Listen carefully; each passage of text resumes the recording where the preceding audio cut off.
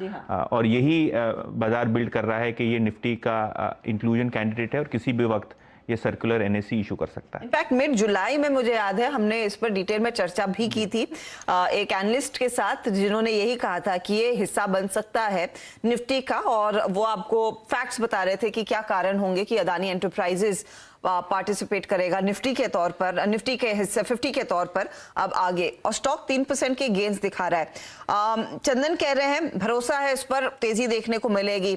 क्या वो फंड्स और स्पेशली जो इंडेक्स फंड्स हैं उनकी तरफ से भी हम देखेंगे बड़े पैमाने पर कैश फ्लो शिफ्ट होता हुआ दिखाई देगा, या फिर ये क्लोजर टू सितंबर जब वो चेंज होना है तभी देखने को मिलेगा गौरांग? और अगर ये मान के चले कि कल परसों में अनाउंसमेंट आ जाती है, क्या प्रीएम्प्ट करके खरीद के रखें क्या अदानी एंटरप्राइजेस? आशुदा, प्रीएम्प्ट तो मैं कभी भी नहीं करता हूं किसी भी चीज को लेकर के, क्योंकि अगर ये जो खबर है इसमें कुछ देरी हो गई तो मेरे ख्याल से मायूसी का सामना भुगतना पड़ेगा। तो इंतजार करें, जब घोषणा आ जाती है, भले आपको थोड़ा बहुत महंगा खरीदने पड़े, लेकिन जब घोषणा आ जाती है उसके बाद करते तो मेरे ख्याल से ये परिस्थिति ज्यादा उचित होगी। कि जब तक घोषणा हो जाती है स्टॉक हाथ से निकल जाता है, तो या तो आप चंदन की बात माने और एकदम टारगेट स्टॉप लॉस हैंडी रखें अगर आप ट्रेड ले रहे हैं, स्पेशली थोड़ा संभल कर ट्रेड करें, लेकिन स्टॉक में एक्शन जरूर है। और 3112 का स्टॉक देखिए कहां पर आ गया, इसमें बड़ा स्पाइक देखने को मिल रहा है इस समय, 90 रुपए की बढ़त पर कारोबार करता हुआ। चले, यतिन है स्टूडियोज में, तो लगे हाथ इनसे पूछ भी लेते हैं कि डीलिंग रूम में और क्या चर्चा में है आज।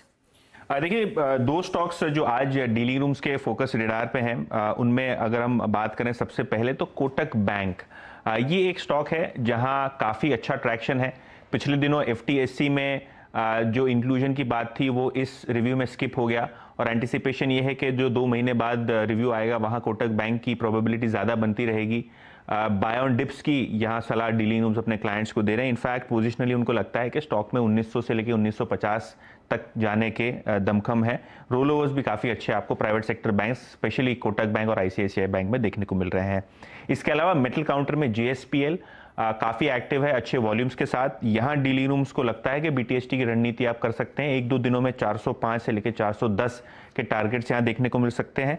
फ्रेश बाइंग आपको देखने को मिल रही है, और पर्टिकुलरली एक्सपायरी के लिए जेएसपीएल में जो है डीलर्स लॉन्ग पोजीशंस अपने क्लाइंट्स को ट्रेड करवा रहे हैं।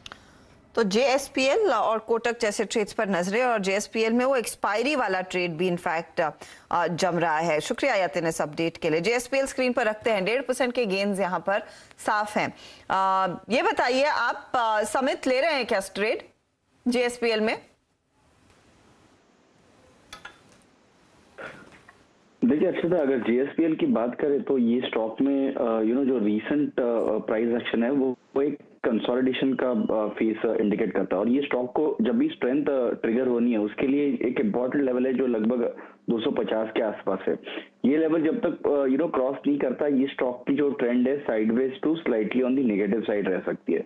तो इसलिए हम रादर वेट करेंगे। एक प्रीएम्प्टिव कॉल लेने से अच्छा 250 का ब्रेकआउट अगर यहाँ पे ब्रेक होता है तो एक अच्छी खासी रैली अनफोल्ड होगी, और फिर 265 268 के लेवल्स भी ये स्टॉक में दिख सकते हैं। तो इसलिए जीएसपीएल के लिए हम एक कंडीशनल कॉल हो सकता है 250 के ऊपर ही बाय कीजिए, फिर आपको एक अच्छी मूव 268 70 के आसपास मिल सकती है, और तभी जो स्टॉप लॉस रहेगा वो लगभग 239 का रहेगा। ये फिलहाल आपके लिए 239 का स्टॉप लॉस नहीं, 239 नहीं होगा। JSPL Jindal steel and power ना 397 है स्टॉक। ओके, मैंने जो लेवल्स दिए वो जीएसपीएल के दिए थे। वो गुजरात स्टेट पेट्रोनेट की बात कर रहे हैं हम, जिंदल स्टील एंड पावर की बात कर रहे हैं। यस, देखिए जिंदाल स्टील एंड पावर की बात करें तो फिलहाल हम अवॉइड करेंगे, क्योंकि लगातार ये स्टॉक 200 डे एवरेज के आसपास एक चैलेंज फेस कर रहा है, और इसलिए जब तक ये 420-22 का लेवल सरपास नहीं करेगा, इसमें हम फिलहाल तो कोई भी एक लॉन्ग पोजीशंस की सलाह नहीं देंगे। तो ये फिलहाल रहा है